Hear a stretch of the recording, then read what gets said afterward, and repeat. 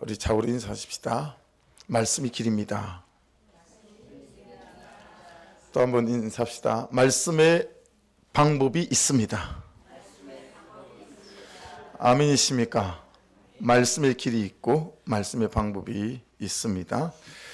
자, 1절 보십시다. 바리새인 중에 니고데모라는 사람이 있은 유대인의 관원이라. 여기 한 절이지만 많은 정보가 있어요. 바리새인이고요, 두 번째 니고데모 이름이죠. 그 다음에 이 사람이 유대인의 관원이다 그랬습니다. 그렇죠? 바리새인은 제가 세례도 고신척 장로교에서 받았고, 기억도 안 날 때부터는 고신척 장로교에서 신앙생활을 했어요.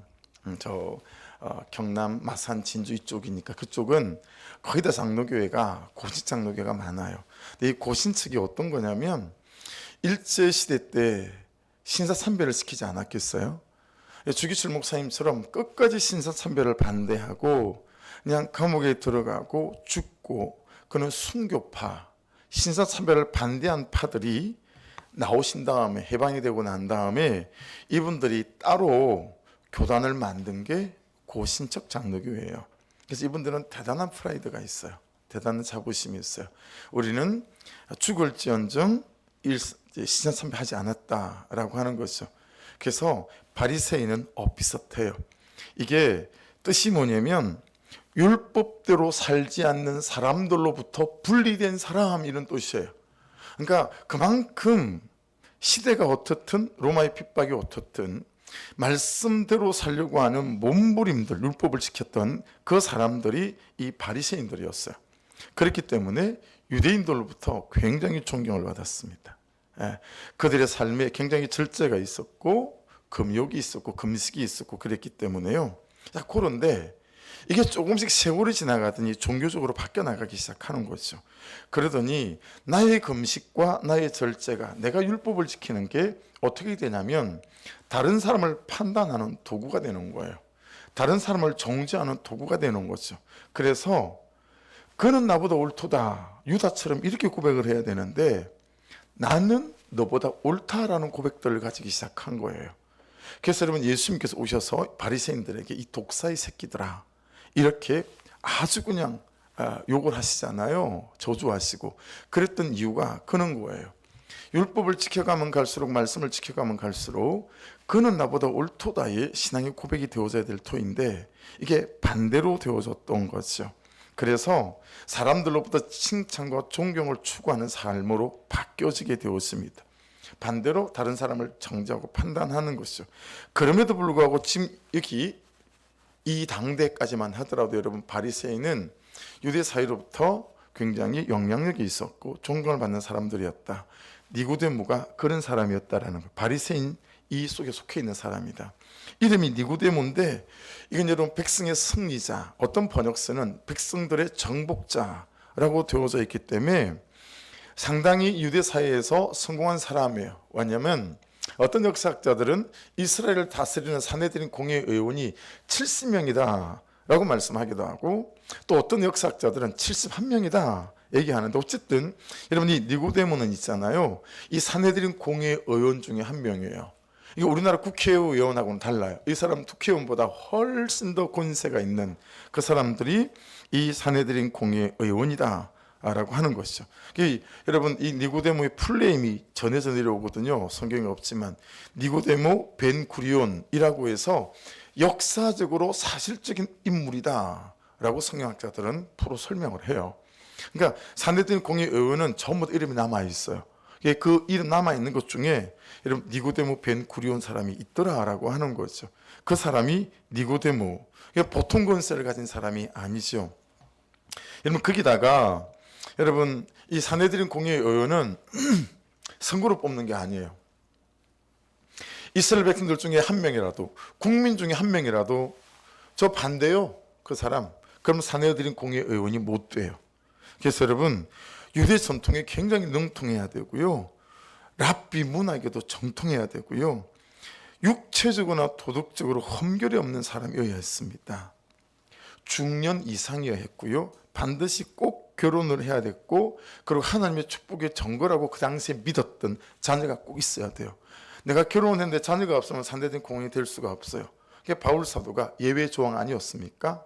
그래서 대단한 사람이었다라고 하는 거죠. 한편으로는 여러분, 이 역사서에 보게 되어지게 되면 산헤드린 공회의 의원은 잘생겨야 됐대요, 외모적으로. 근데 바울 사도는 성경을 보면 잘생긴 사람이 아니었거든요. 그러니까 바울 사도는 여러 예외 조항을 뚫고 산헤드린 공회의 의원이 됐던 사람인데, 이 니고데모는 이런 거예요. 외국어 잘해야 되고요, 의학, 수학, 천문학에도 굉장히 탁월해야 됐답니다.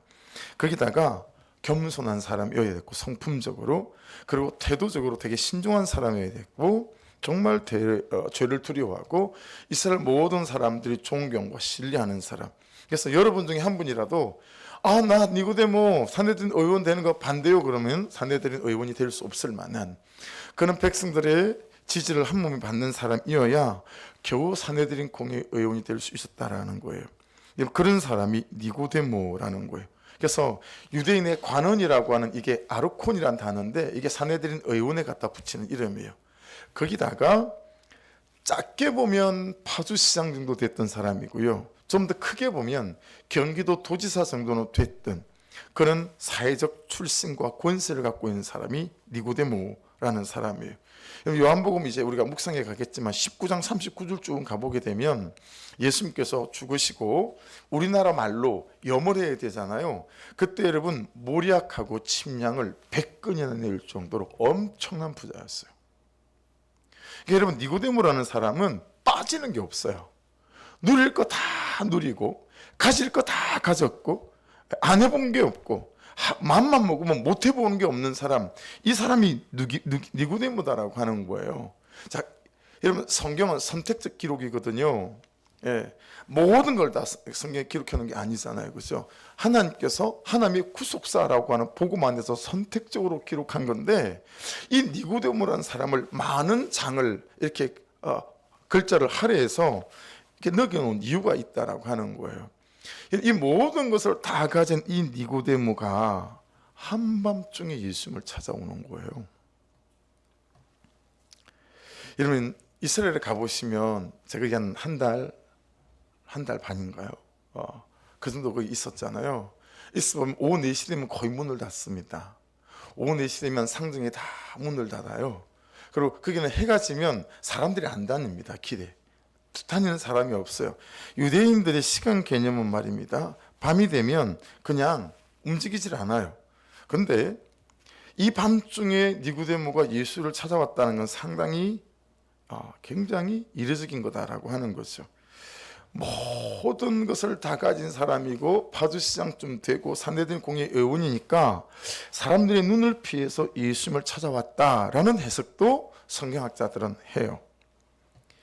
유대 백성들의 칭찬과 존경을 받는 바리새인이기도 하고 산헤드린 공회 의원이기도 하고, 그죠? 아르콘이기도 하고, 그래서 그가 밤중에 찾아왔다라고 해석도 하지만 여러분, 이렇게 생각해 보세요. 그 많은 것을 다 가진 사람이 왜 그 한밤중에 예수님을 찾아왔겠어요? 이렇게 딱 질문을 던지게 되면 이 본문이 우리의 마음속으로 쏙 들어와요. 여러분, 그가 이 밤중에 예수님을 찾아왔다라고 하는 것은 니고데 이 사람이 그만치 무엇이 간절했다라는 거예요. 그만치 무엇이 간절한 거예요. 아니, 산헤드린 공회 의원이고 파주시장이고 모략과 침량을 100건이나 내줄 정도로 평생을 써도 남아도는 돈을 가진 사람이고 뭐가 아쉬웠겠어요. 그런데 모든 사람의 눈을 피해서 그 한밤중에 예수를 찾아왔다라고 하는 것은 그만큼 이 니고데모 안에 무엇에 대한 간절함이 있었다라고 하는 거예요. 그래서 오늘 말씀이 우리에게 처음 주시는 주제와 질문은 이겁니다. 요즘 내가 간절한 건 뭐냐라는 거예요. 여러분, 이 밤에 어떤 마음으로 달려 나오셨죠? 여러분은 요즘 뭐가 간절하십니까? 뭐가 간절해서 이 밤에 달려 나오셨습니까? 요즘 여러분이 간절한 건 어떤 거죠? 밥을 먹어도 그 생각, 잠을 자도 그 생각, 아침에 눈을 탁 뜨는 순간 또 그 생각, 무엇에 대해서 간절하십니까? 그것이 돈이라고 해도 여러분 그 간절함은 잘못된 게 없어요. 여러분, 우리가 돈에 대해 간절할 때가 얼마나 많이 있습니까? 간절함이 없는 것보다는, 돈이라도 간절함이 있다면 여러분, 간절함이 없는 것보다는 낫다 이거예요. 문제는 그 나의 간절함 중에 주님이 있는가? 그 간절함 중에 주께서 무슨 말씀을 하셨어요? 성령이 내게 강한 감동을 주셨어요. 그래서 그 주신 감동대로, 말씀이 깨닫게 하신 대로 누가 뭐라 그러든 그 간절함을 붙잡고, 주님 어떡하지요? 내가 이 말씀대로 살아야 되겠는데 말씀대로 안 살아져요. 성령이 주시는 부담이 있는데 하나님, 그 부담만큼 내가 안 되는 거죠. 어떻게 하면 좋죠? 이런 말씀이 가지고 오신 부담, 성령이 주시는 그런 부담들이 이 가슴 안에 너무너무 간절함이 있느냐라고 하는 거죠. 여러분의 간절함 중에는 어떤 간절함이 있었습니까? 이렇게 살면 안 되는데 주님 어떻게 하면 좋죠? 요즘 저의 전 존재가 드려지는 그런 구원의 감격이 없습니다. 내가 가진 그 어떤 것도 아깝지 않는 구원의 감격이 하나님 세계에서 사라져 버렸습니다. 어떻게 하면 좋죠? 주님, 회개가 안 됩니다. 여러분, 회개 안 될 때 있잖아요. 회개 안 될 때 많아요.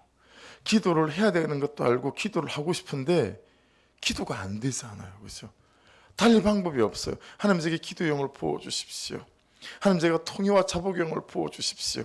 그리고 그분의 은혜를 구하는 것 외에는 달리 방법이 없죠. 기도가 하고 싶어도 안 될 때가 있어요. 여러분 어떠세요? 요즘 기도에 대한 간절함이 있어서요. 사람 눈치 안 보고 다른 거 그냥 신경 안 쓰고 오로지 1대1로 단독자 대 단독자로 하나님 앞에 딱 서서, 하나님, 저 여기 있어요. 하나님, 제 문제가 여기 있어요. 어떻게 하면 좋죠? 이런 간절한 그분 앞에서 기도로 나갈 수밖에 없는 그런 간절함이 여러분에게 살아 있으십니까? 회개가 안 돼서 너무 간절하고, 감사가 안 돼서 너무 간절하고, 기도가 안 돼서 너무 간절하고, 하나님, 저 어떻게 하면 좀 살려주십시오. 네.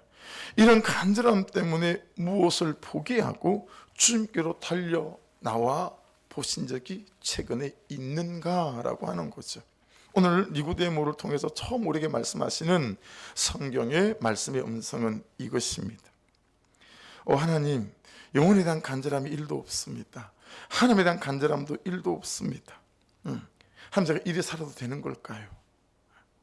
하나님, 하나님에 대한 간절함을 회복시켜 주시고, 잃어버린 영혼에 대한 간절함을 좀 회복시켜 주시고, 거룩함에 대한 간절함을 좀 회복시켜 주십시오.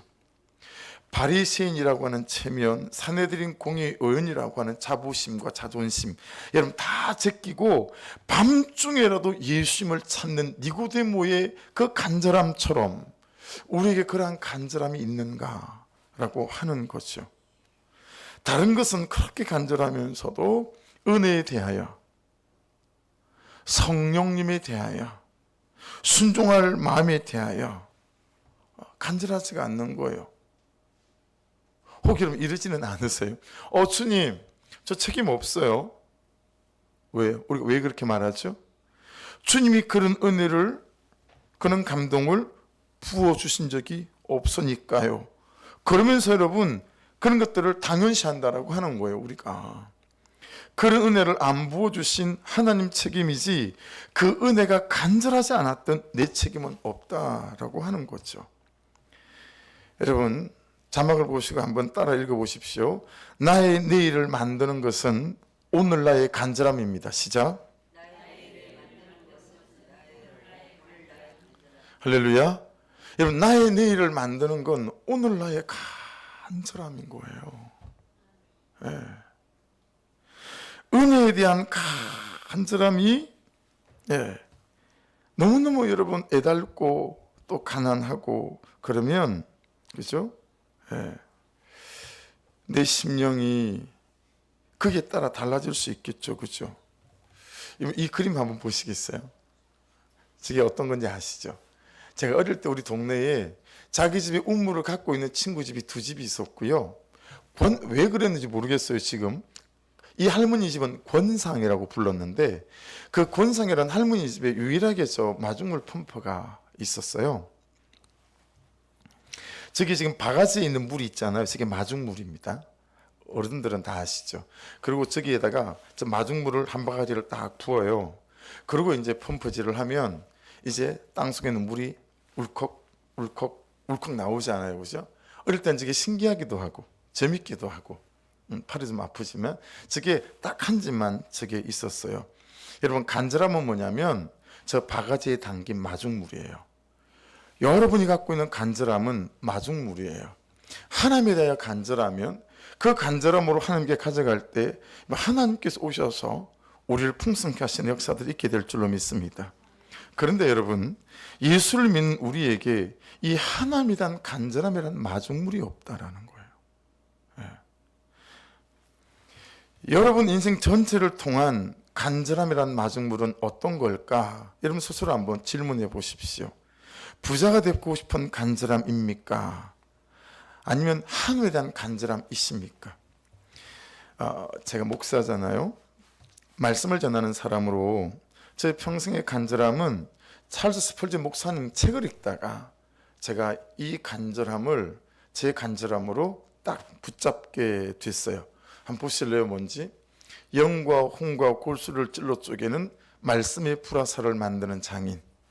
제가 설교자니까.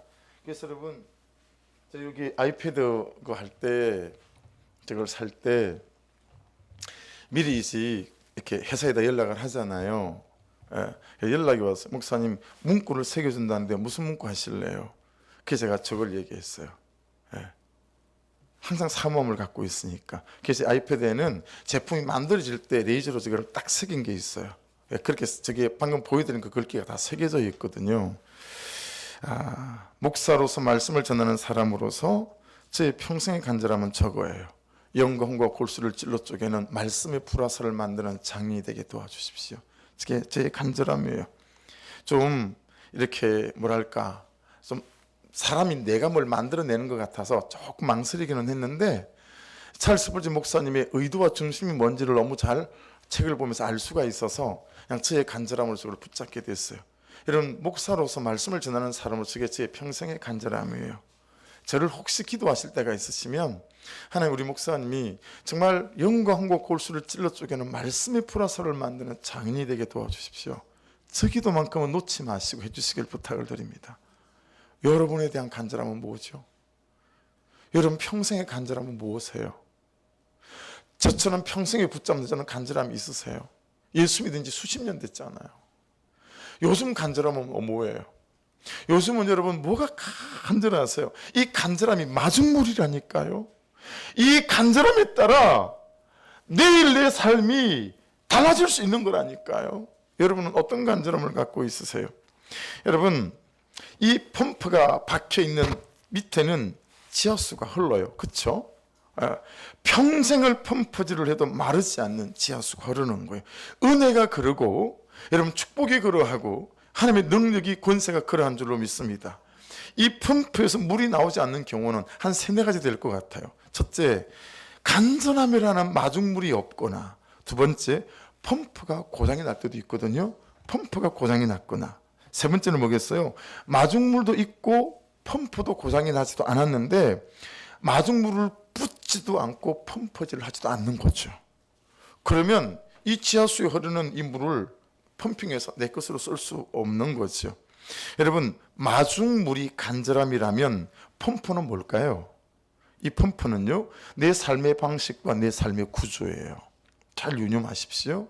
내가 무엇에 시간을 쓰는가, 내 삶의 방식과 구조에 간절함을 만들어내는, 간절함을 부으면 그 간절함이 놀라운 일을 만들어낼 수 있는 삶의 방식과 삶의 구조를 가지고 있느냐라고 하는 거예요. 우리가 쓰는 말로 하나님께 붙어가는 삶의 방식과 삶의 구조를 만들어 놓고 있느냐라고 하는 것입니다. 그러니 여러분, 서로에게 그렇게 격려하고 격려받아야 돼요. 아무리 부부간에 숟가락을 집어 던지고 싸워도 예배는 가는 거예요. 그 예배에 붙어가는 거죠. 할렐루야, 아멘을 하시길 바랍니다. 자, 따라하세요. 숟가락을 집어 던지는, 밥그릇을 집어 던지는, 싸움을 해도 예배는 간다. 기도는 한다. 큐티는 한다. 이게 삶의 방식과 삶의 구조예요. 어떤 일이 있어도 큐티는 하는 거예요. 근데 우리는 어때요? 돌아서면 예배부터 안 할 마음이 생겨요.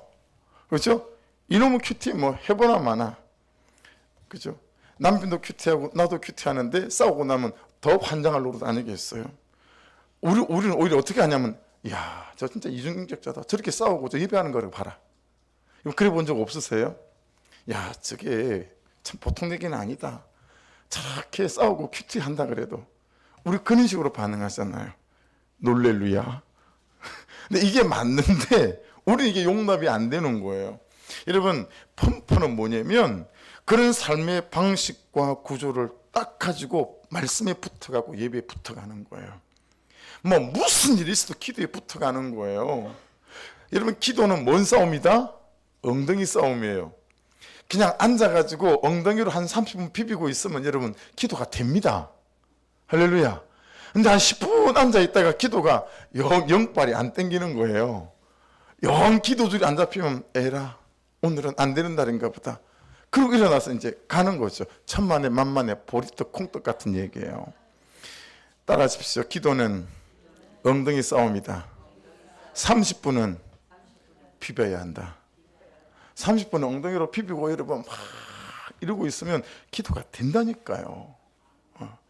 그래도 기도가 안 되면 10분쯤 지나갔는데도 기도가 안 되면요, 그냥 이것만 기도하면 돼요. 하나님은 살아계십니다. 하나님은 살아계십니다. 여러분, 이거 한 15분 하면요 기도가 됩니다. 하나님이 알긴 안 해 그러면서 기도가 되게 만들어 주세요. 네. 여러분, 그러면 마중물도 있고 펌프도 고장이 나지 않았어요. 근데 이 펌프의 손잡이를 잡고 펌퍼질을 하지 않는 것은 뭘까요? 이 펌퍼질을 하는 건 하나님께 나아감이에요. 하나님께 나아감. 그렇죠?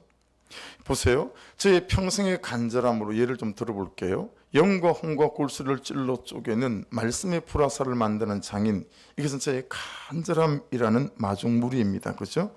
그러면 저에게 있어서 펌퍼는 무엇일까요?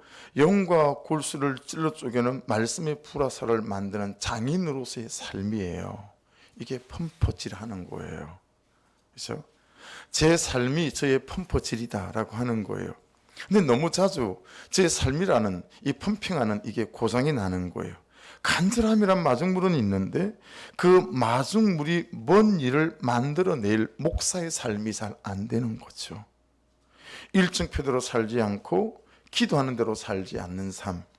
강대상에서는 번지르하게 설거해 놓고 강대상을 내려와서는 말씀 전한 것과 다르게 살아가는 저의 삶.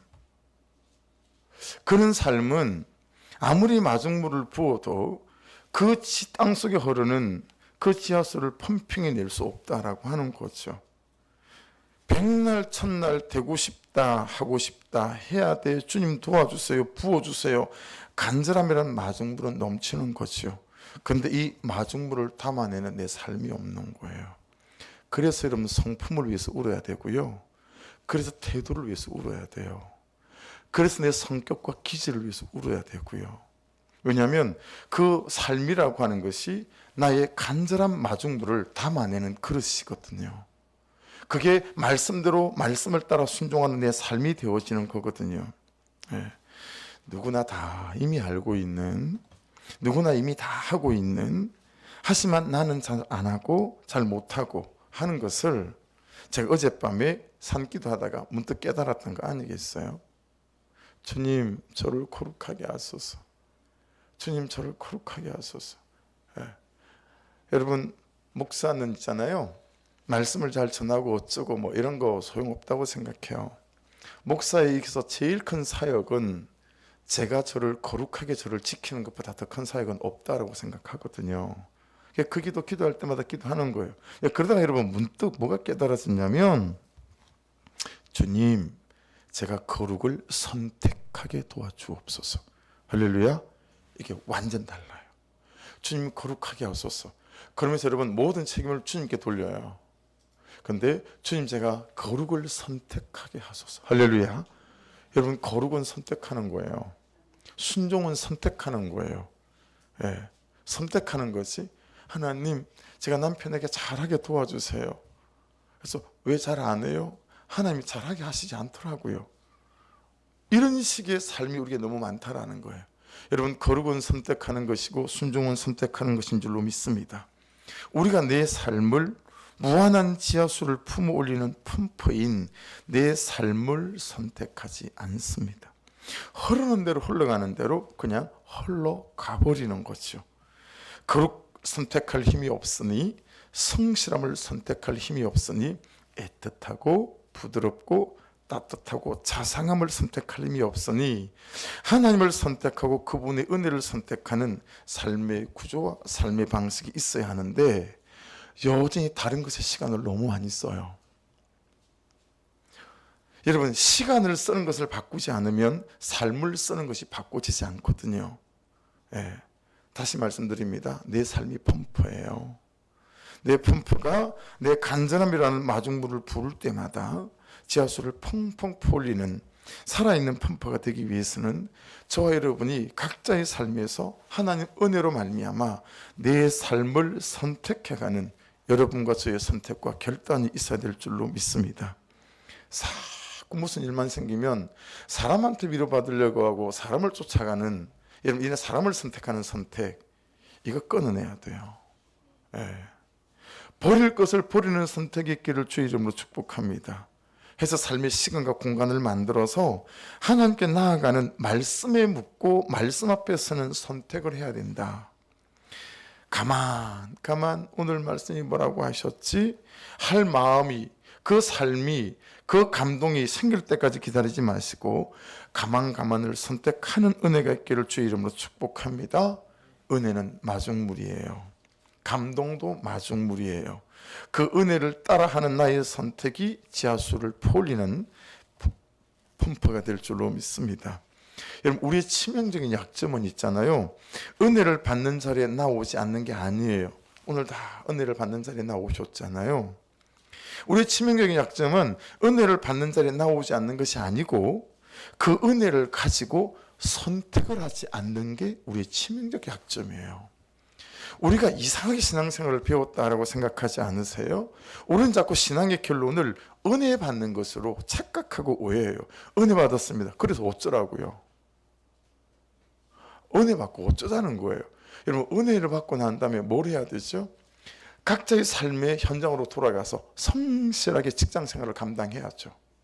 사람들을 대할 때 진실함으로 그 사람을 대해야죠. 그렇죠? 은혜를 주시는 이유는 그 은혜를 가지고 우리의 삶 속에서 말씀을 따라 살아가고 선택하라고 은혜를 주신 줄로 믿습니다. 그런데 우리는 그냥 은혜 받는 게 신앙의 결론인 거예요. 실컷 예배하면서 큐티하면서 은혜 받고 나가면서 그걸로 땡이에요. 끝이에요. 그 다음이 없는 거예요. 여러분, 신앙의 결론은 하나님이 주신 은혜를 가지고 내가 해야 될 선택을 하는 것이고 내가 해야 될 결단을 하는 것인 줄 믿습니다. 이 선택이 우리에게 너무 연습이 안 돼 있고 훈련이 안 돼 있다라는 거예요. 그래서 은혜 받았습니까? 라고 묻지 말고 받은 은혜로 선택하셨습니까? 라고 우리가 물어야 해요. 네. 주일 예배를 끝나고 갈 때 저한테 은혜 받았습니다 말하지 말라 그러잖아요. 대신 이렇게 말을 하셨으면 좋겠어요. 목사님, 오늘 제가 은혜를 받아서 이 선택을 했습니다. 할렐루야. 그게 맞아요. 그게 맞아요. 그렇죠? 여러분, 사단이요, 우리가 은혜 받는 것은 안 말립니다. 그래서 우리가 참 은혜를 많이 받잖아요. 그렇죠? 사단이 말리는 건 뭘까요? 이 받은 은혜로 거룩을 선택하는 것을 말려요. 이 받은 은혜로 남편에게 복종의 언어를 쓰는 걸 말려요.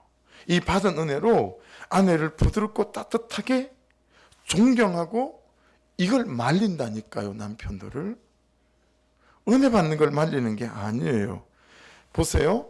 왜 은혜 받는 걸 안 말리냐면 은혜 받는데 선택하고 결정을 안 해서 삶이 안 되잖아요.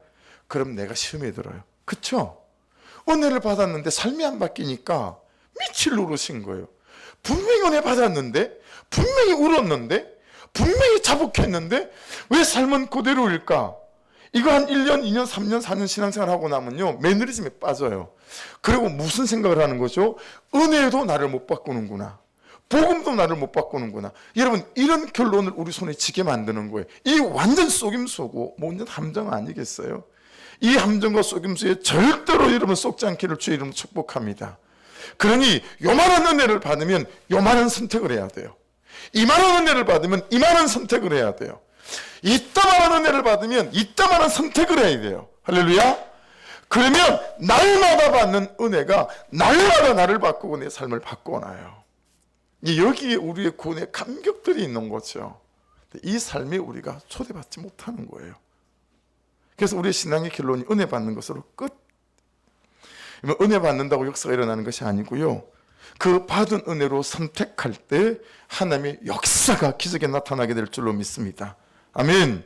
물론 선택하게 하는 힘은 은혜로부터 오는 것은 마땅지사고요. 예. 여러분, 니고데모가 무엇이 그리 간절했습니까? 무엇이 그리 간절해서 그 대단한 사람이, 그 대단한 삶을 살고 있는 사람이 밤중에 예수님을 찾아왔을까요? 2절을 보십시오. 랍비, 우리가 당신은 하나님께로 오신 선생인 줄 아나이다. 하나님께서 함께 하시지 아니하시면 당신이 행하시는 이 표적을 아무라도 할 수 없음이니이다.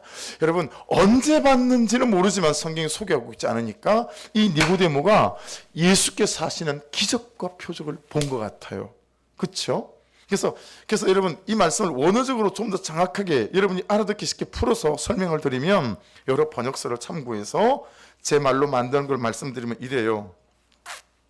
당신의 사역과 삶에 하나님이 개입하지 않으신다면, 하나님이 뛰어들어오지 않으신다면 예수님 당신이 하신 이런 일은 일어날 수가 없습니다. 당신이 하시는 모든 일은 하나님을 가리키는 것 같아요. 당신이 사는 모든 삶은 우리로 하나님을 바라보게 만들고 하나님을 사모하게 만들고 하나님이 간절해지는 것 같아요. 이 뜻이에요. 여러분, 저를 보세요. 내 삶을 보고 누군가가 하나님이 궁금해지는 거죠.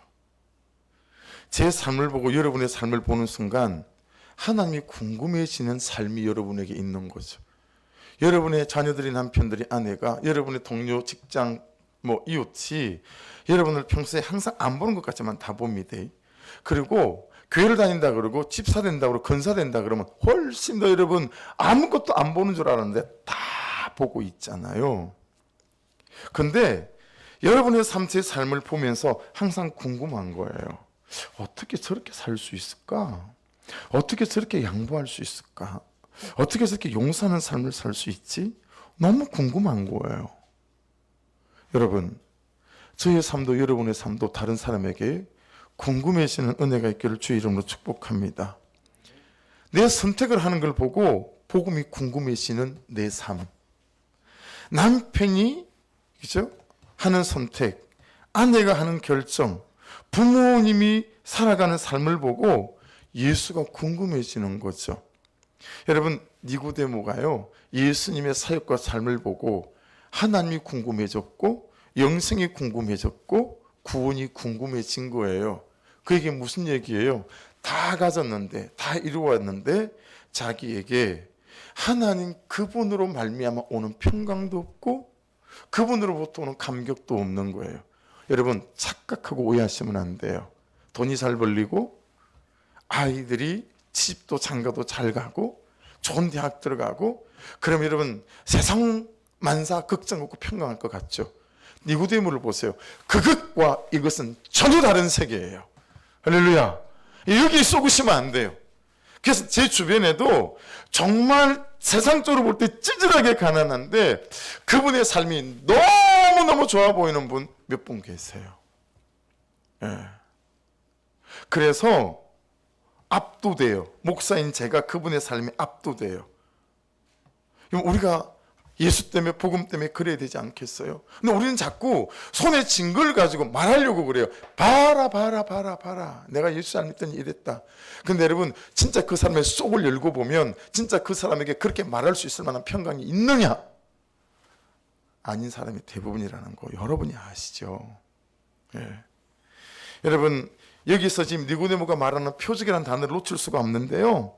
지금 이때는 400년 동안 하나님께서 어떤 메시지도 어떤 선지자도 주시지 않았던 그건 중간 시대다라고 말해요. 그래서 말라기 끝나고 마태복음이 시작되어지는 우리 인간의 세월로 400년 동안은 하나님께서 어떤 선지자도 보내지 않으셨어요. 그래서 말라기의 말씀이 어떤 거예요? 야, 예배 오지 마라. 그렇게 살려면 내가 성전문을 걸어 잠그고 싶다. 야, 그렇게 살면서 뭐하러 예배하러 오냐? 예물 하나 드리는 것도 손 허밌는 거. 네 먹을 거 다 먹고 네 입을 거 다 입고 손 찌끄러기 갖고 와서 헌금하고 그렇게 은혜 받는 것처럼 하면서 나가면 전부 다 저울을 속이면서 그렇게 장사질하고 야, 오지 마라. 차라리 그냥 나가서 나를 안 믿는다고 해라. 그 내용의 말락이 있어요. 그리고 400년 동안 하나님이 어떤 선도 보내지 않으세요. 그리고 시작된 게 마태복음이란 말이에요. 그리고 마가복음이고 누가복음이고 요한복음이란 말이에요. 그렇죠? 그러니 여러분, 이스라엘 모든 사람이 구약 성경을 통해서 알고 있는 게 뭐죠? 메시아가 오실 것이다. 이게 구약 성경을 39권을 딱 요약하면 여러분 9자예요. 메시아가 오실 것이다. 그리고 신약 성경은 딱 압축하면 그 오신다고 한 메시아가 오셨다. 이게 신약 성경이거든요. 구약은 계속 메시아가 오실 거다 이렇게 말했단 말이에요. 특별히 이스라엘 백성들은 여러분 경험하는 거 이런 것들을 또 좋아하고, 말로만 하나님을 말하는 사람 말고 기적도 있고 삶도 있고 말씀도 있고 능력도 나타나는, 이걸 이 사람들은 메시아라고 생각했어요. 그러니까 예수님은, 복음은 우리로 그런 삶을 살고도 남을 만큼 넘치는 은혜도 있고 권세도 있는 줄로 믿습니다. 그런데 니고데모가 그러는 거지요. 그런데 주님, 제게 그는 하나님에 대하여 뛰는 심장이 없습니다. 제가 구원, 영생 그래도 하나도 설레이지가 않습니다. 주님, 저 지금 하나님이 너무 간절하고요.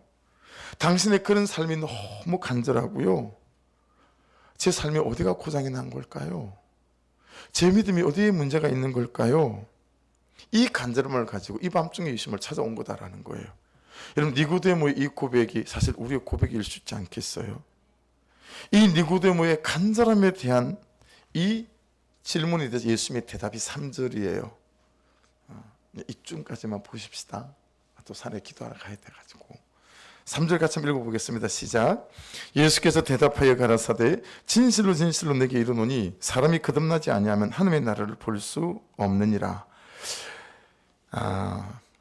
좀 다른 번역본으로 본다면 사람이 이게 아네돈이라는 단어 많이 소개해드렸잖아요. 아네돈, 거듭나다. 이건 아네돈이라는 단어예요. 위로부터 다시 태어나다 이 뜻이에요. 그렇죠? 니고데모는 못 알아들어가지고 본 의견을 못 알아들어가지고 예수님 엄마 뱃속에 다시 자궁 속에 어떻게 들어갔다 다시 나오죠? 이렇게 이해를 했잖아요. 근데 주님 말씀하신 건 아누된 이 단어는 위로부터 거듭나는 거. 그래서 여러분, 물과 성령으로 거듭난다라고 주님께서 말씀하셨지만 이 말씀이 강조하는 핵심은 위로 거듭나는 거예요. 위로 거듭나는 게 뭐죠? 성령으로 거듭나는 걸 말하는 거예요. 그걸 강조하고 있는 내용이에요. 사람이 위로부터 태어나지 아니하면 예수님인 내가 가르치는 이 하나님 나라를 볼 수 없다. 말씀이 가르치는 이 하나님 나라를 볼 수 없다라는 뜻이 될 수 있어요. 여기 끝에 볼 수 없다.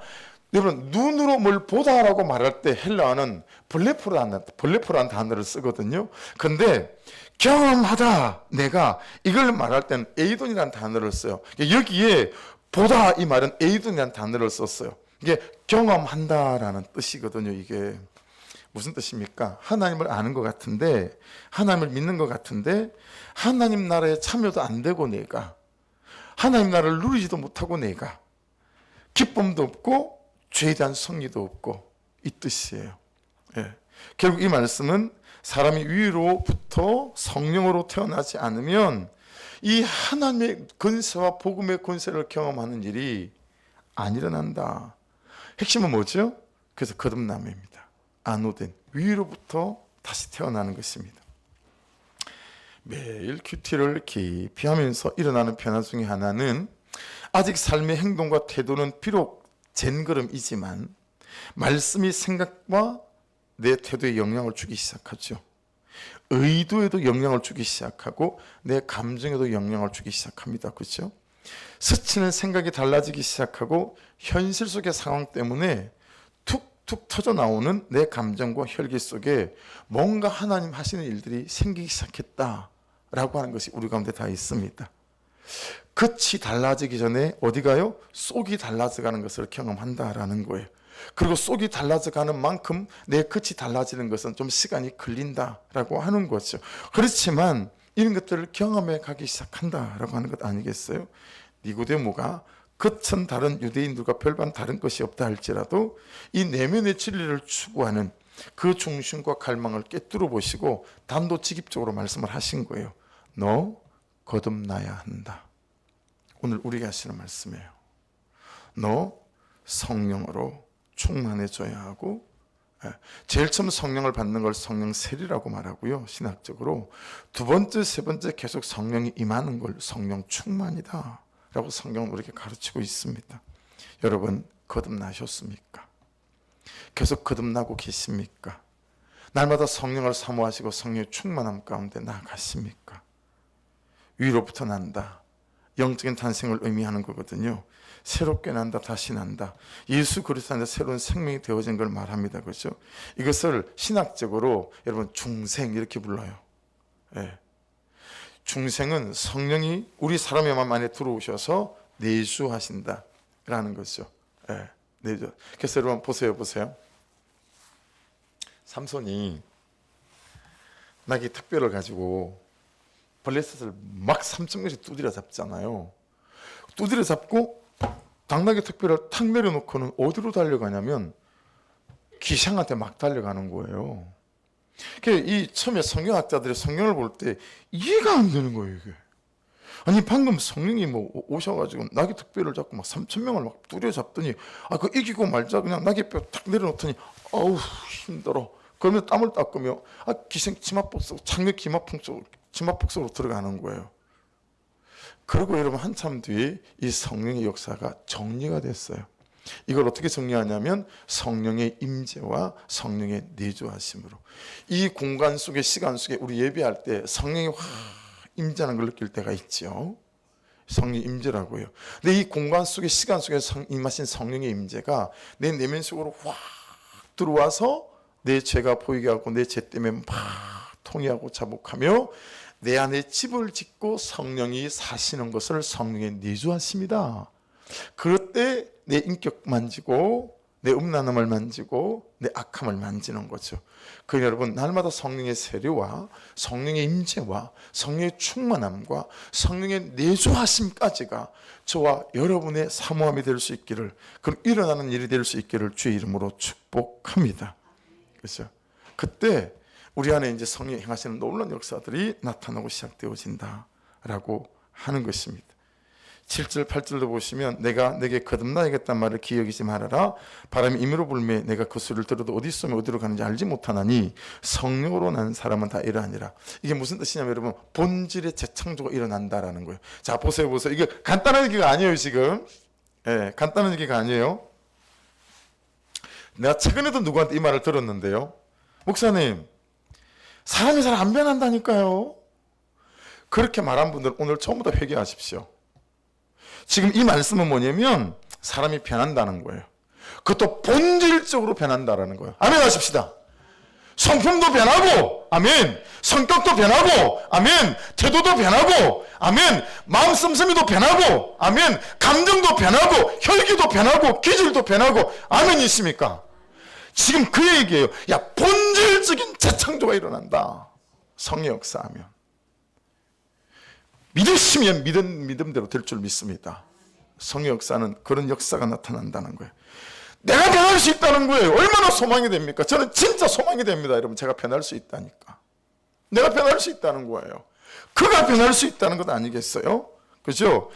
내가 알던 그 사람이 아니라 내가 알던 그 사람이 그가 아니라 성령의 역사를 통해서 정화하는 인생과 존재로 싹 뒤집어질 수 있다. 아멘 하십시다.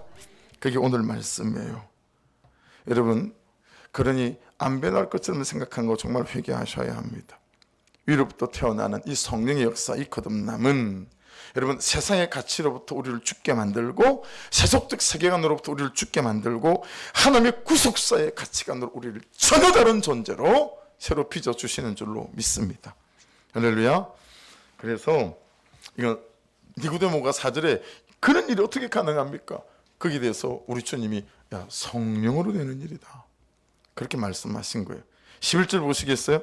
진실로 진실로 내게 이르노니 우리가 아는 것을 말하고 본 것을 증거하노라. 그러나 너희가 우리 증거를 받지 아니하는도다. 이 말은 그런 뜻이에요. 나는 누구한테 들은 말을 하는 게 아니야. 내게 일어난 일을 지금 말하는 건데 너는 말해도 안 믿잖아. 뭐 그런 얘기를 말씀을 하고 있는 것입니다. 여기까지만 하고 그냥 기도하십시다. 같이 기도. 사모님 반주 한번 해주시고. 그래서 여러분, 이 밤에 정말 그 성령을 원하시고 구하시고 또 간절하셔서 오늘 이 밤에 성령께서 여러분의 심령과 인격 속에 또 삶 속에 들어오셔서 성령 주신 감동대로 순종해내는 그런 삶이 되어질 수 있기를, 그런 선택을 할 수 있기를 주의 이름으로 축복합니다. 마중물, 그렇죠? 그 간절함, 그걸 가지고 펌프에 붓고 그 펌프는 삶의 구조와 방식이라고 그랬어요, 그렇죠? 그리고 붓고 져야 되잖아요. 그런 선택, 결정들을 통해서 여러분 주시는 부담들을 가지고 온전히 선택하셔서 하나님이 행하신 일이 있어서 감동을 주신 거란 말이에요. 하나님이 하실 일이 있어서 여러분 말씀이 깨달아지고 들리게 하신 거란 말이에요. 그 은혜 속에 저와 여러분이 잘 거할 수 있기를 주의 이름으로 축복합니다.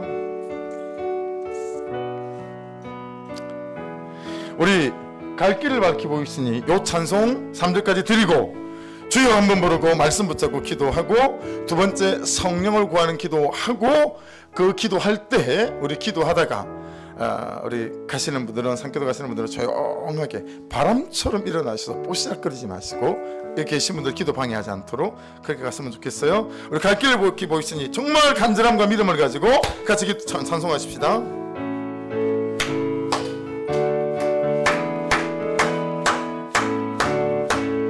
갈 길을 밝히 보이시니 주 앞에 빨리 나갑시다.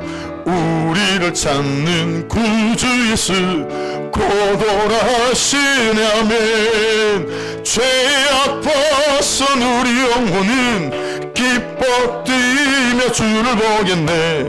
하늘에 계신 주 예수를 영원히 섬기리. 우리를 오라 하시는 말 기쁘게 듣고 순종하세. 구주를 믿기 지체 말고 속속히 나가사면 죄악 벗은 우리 영혼은 기뻐 뛰며 주를 보겠네. 하늘에 계신 주 예수를 영원히 섬기리. 주 오늘 여기 계시오니 다 와서 주의 말씀 듣세. 듣기도 하며 생각하니 참 진리시로다면 죄악 벗은 우리 영혼은 기뻐 뛰며 주를 보겠네. 하늘에 계신 주 예수를 영원히 섬기리. 할렐루야.